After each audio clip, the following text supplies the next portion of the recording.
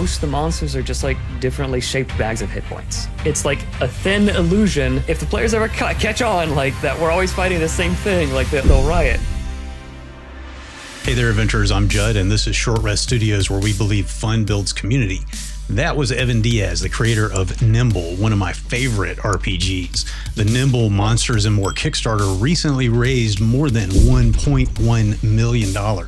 I sat down with Evan to talk about his approach to monster design, keeping the momentum in your game, and why you, GM, are not a physics engine. If you want to kill combat slog at your table, check out these highlights from our conversation. What makes a good monster, in your opinion? Oh, that's a great question. For me, because I'm the one running the monster, usually, it has to be easy to run. I don't think I've ever ran a 5e legendary monster correctly. It's like a full sheet, and then there's the layer actions, the legendary actions, and this ability and that ability, and like all these different things.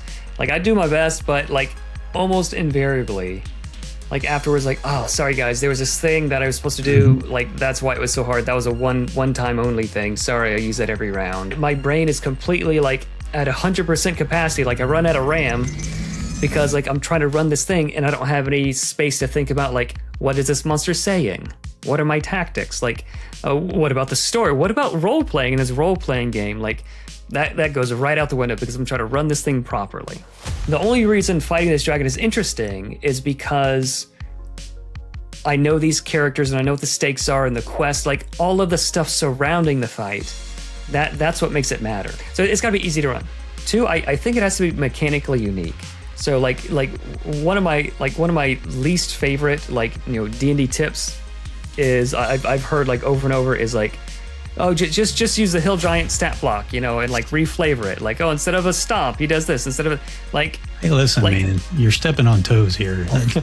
No, like it's fantastic advice though, because like most of the monsters are just like differently shaped bags of hit points. It's like a thin illusion. If the players ever catch on like that we're always fighting the same thing, like they'll riot.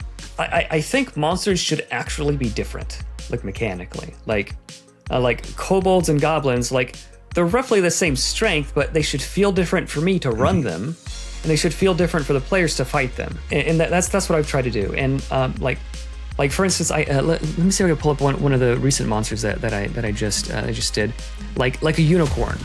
I really like how like when a stat block is like internally coherent, and like it combos with itself in a really interesting and flavorful thematic way. Unicorn, okay, just give him like a bear stat block and give him a horn attack, but that's not a unicorn. What is special about that monster? So unicorns, they're a monster. Like they have to be a certain CR, a certain level if we're gonna use it. So it's like a level 10 monster. I think it's CR5 or something like that. But they're not like incredibly strong. They're more like Fae, like they have this weird thing about them. So in order to be worth CR5, it has to deal like this much damage. But it doesn't make sense for it to deal that much damage. So we either like break the balance of the game, like it's just a really easy CR5 monster, or like, oh yeah, for some reason this thing like hits as hard as a hill giant. Like that doesn't make sense. How can we fulfill the fantasy? Like how can we make the story make sense and make the numbers, like make the game make sense? Like it's a role-playing game. Like both of those things have to matter. All the letters in TTRPG matters. Like it has to work at the tabletop. So it can't be like super complicated and fiddly to run because it has to be run at the tabletop. So it has iridescent glamour. So this is like its special ability. Attacks deal a max of 10 damage against you, and the attacker takes any remaining damage. The unicorn and Harry Potter and some fantasies, like it's sort of like the sacred animal. Like you shouldn't be attacking it. So like dealing a lot of damage to it means like you're harming yourself. So it's not attacking you, but like you fighting this thing are sort of being punished for fighting it. So attacks deal a max of 10 damage to you, and the attacker takes any remaining damage. So right away, like I can't attack this like I attack a hill giant, deal maximum damage. It's something the players can unlock and learn, or they can role play and study it ahead of time and come prepared and feel really rewarded and feel cool for learning it, or they learn it as they're going and they adjust their tactics, because this monster you have to fight it differently than this other monster. Its first attack is hooves, so it can either use its 2 hooves, so it attacks twice. And if it crits you, it knocks you prone. So it's 1d4 plus 10, so it has a 25% chance to crit you. and it does that twice. So it has a good chance every round of critting someone and knocking them prone. It has this ability, Luminous Horn, so it's horn attack. So you can either use this hooves, or you can use this horn. So it's super easy to run. All you do, like, do I do this attack or this attack? So like there's enough interesting stuff going on there, but it's not like, oh, which of these 10 spells and abilities. So if it was crit this round, it deals D4 damage. So you take two D4s, you roll them, and the left D4. So a 4 and a 3, it deals 43 damage. So you can deal like a lot of damage without having to find like 18 D6 and then roll them, and then like they scatter everywhere, and then like add them all up. But I like rolling that many dice. Like it is cool. So like some monsters have that, but it should be rare. It feels very random, but you know you're pretty much exactly going to deal the average damage because you have so many. So the variability, like you lose the chaos. You could save time, just say, oh, deal 36 damage. With D44, you're just as likely to roll 11 as you are a 44. So like it's this very swingy big thing. But so like when you're struck with the Luminous Horn, the person who is struck is blessed. They gain advantage on their next roll. So like this unicorn is fighting you, but it's also blessing you at the same time. But also, if you crit the unicorn, you're dealing more damage to the unicorn, but that means you're dealing more damage to yourself. So like the unicorn, like this sort of like sacred, beast, that like this good creature, like it fights you by like sort of making you fight yourself. It blesses you, and that blessing harms you. Like it's a really cool way to, like in a succinct way, just a few words, like make this creature feel so unique. I love that kind of stuff. I love thinking of like, how can I make this monster feel special and unique and like make it memorable? So that's what I enjoy doing. In the Game Master's Guide, you say when in doubt, rule in favor of the heroes. And some people might feel like that could easily backfire. What would your response be to that kind of concern? I can do normal, mundane things every day at home. We come to RPGs to have fun and to do fun, like to do stupid things. Like, let them do the stupid thing. Maybe there's consequences that follow, or at least let them roll for it. If they roll in at 20, man, that stupid thing, they're gonna remember that for the rest of their lives. So like, let them have fun. Rule in favor of the heroes is more that. As a GM, I'm not a physics engine. I am like I'm a fun supplier, right? So they don't need me to tell them that like, no, it won't work because of this and this and this.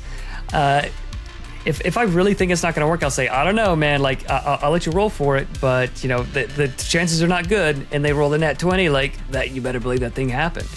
Like again, those are the moments that they're going to remember and going to be the most fun. If you do like the sort of like gritty OSR kind of thing, like you can totally do that. Like if you drop to 0 hit points instead of wounds, no wounds, 0 wounds. Or maybe 2 wounds if you want to be like gritty, like 2 wounds. You drop to 0 hit points, any more damage, you die. You can easily like play any kind of game from like the superest heroic to down to like super duper gritty kind of things.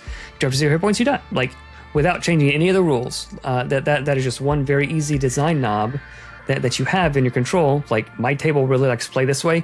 We'll play that way.